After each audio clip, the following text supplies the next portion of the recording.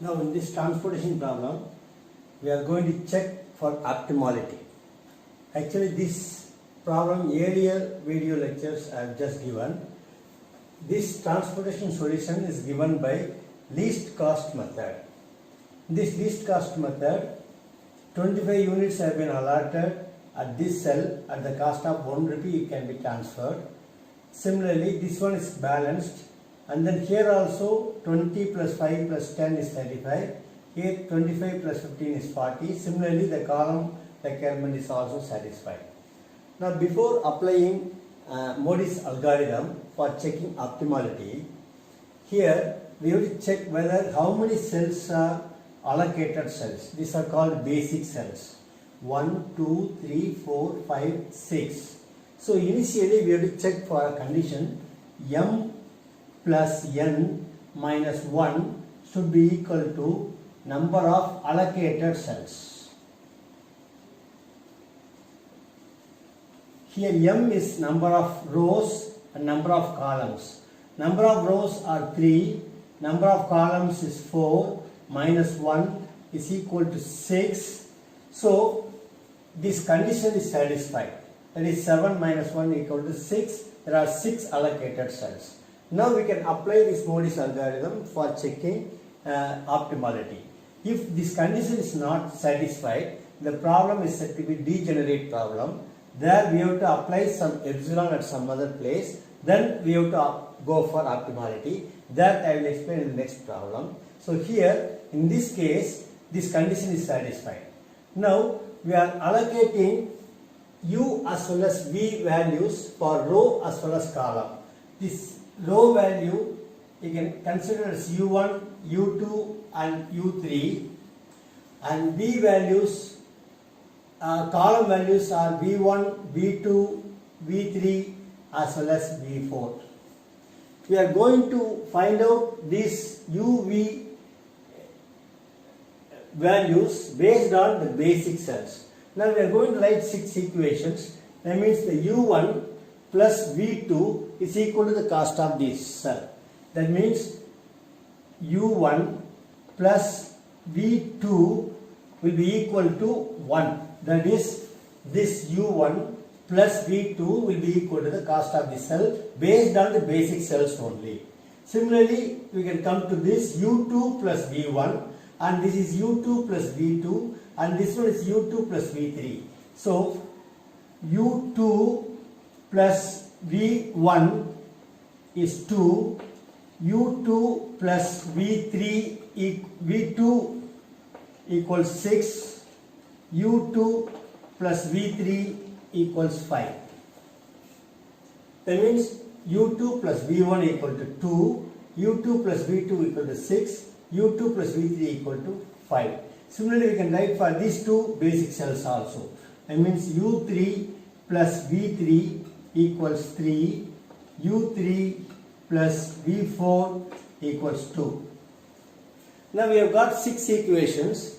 Using these 6 equations, we can find the values of u and v, assuming any one value equal to 0. Now we can assume this u1 equal to 0. Then if we assume u1 is equal to 0, v2 equals 1. So v2 will be equal to 1. So when v2 is equal to 1, here we can substitute v2 is 1. u2 will be 6 minus 1 is 5. u2 is 5.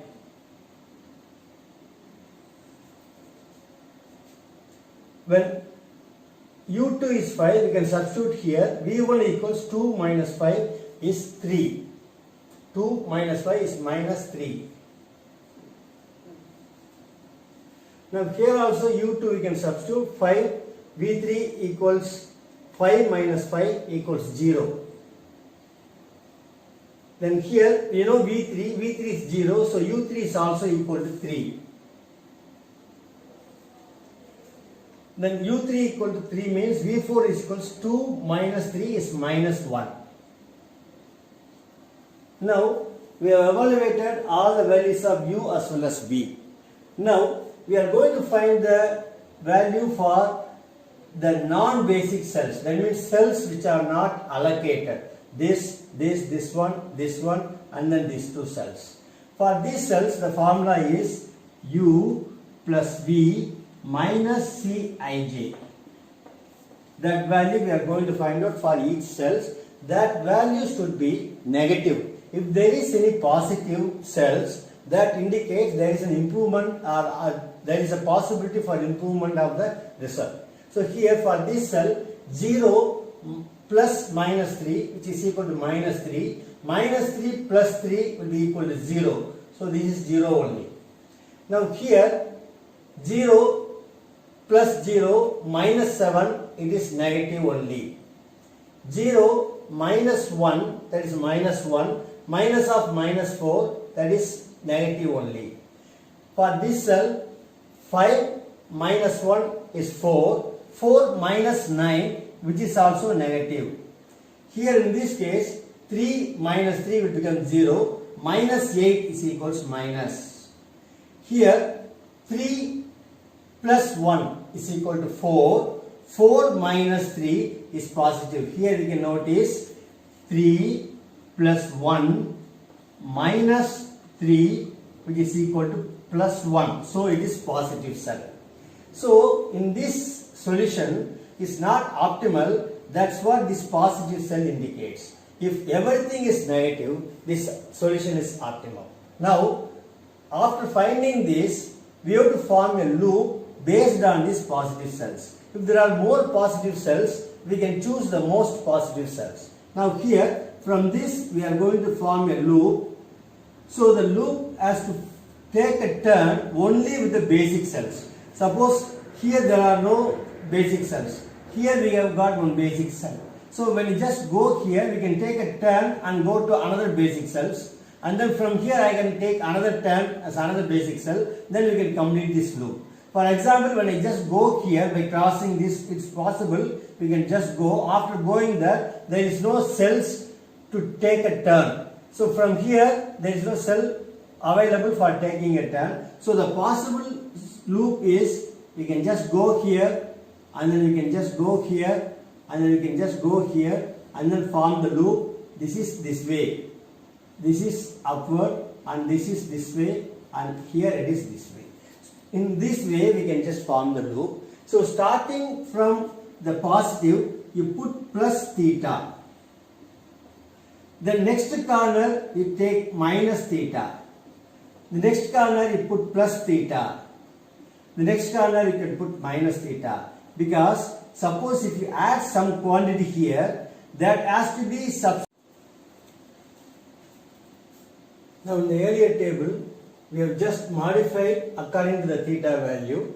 Now the present cells are, this cell has become vacant. Previously it was 5 units allotted here. Now it has been added here. And then previously here there was 25 units. Now 5 has been subtracted here. Now it is 20 units. Here previously there was 10 units. Now we have added 5 units. It has become 15 units. This cell, this and these cells are as it is. There is no change. Now here again we are allocating or finding UV values or row as well as column values. U1, U2, U3. Before that we have to check whether this condition is satisfied or not. Now after forming this equation based on non-basic cells, that means U1 plus V2 equals 1. That means by this method we have found the row as well as column values as V1 is minus 2, V2 is 1, V3 is 1, V4 is 0, and U1 is 0, U2 is equals 4, U3 is equals 2, just like previous one. Now we are going to evaluate the values for the non-basic cells. That means 0 plus minus 2, total is minus 2, minus of 3, so it is becoming negative. Similarly here, 0 plus 1 minus 7, it is negative. 0 plus 0 minus 4, it is negative.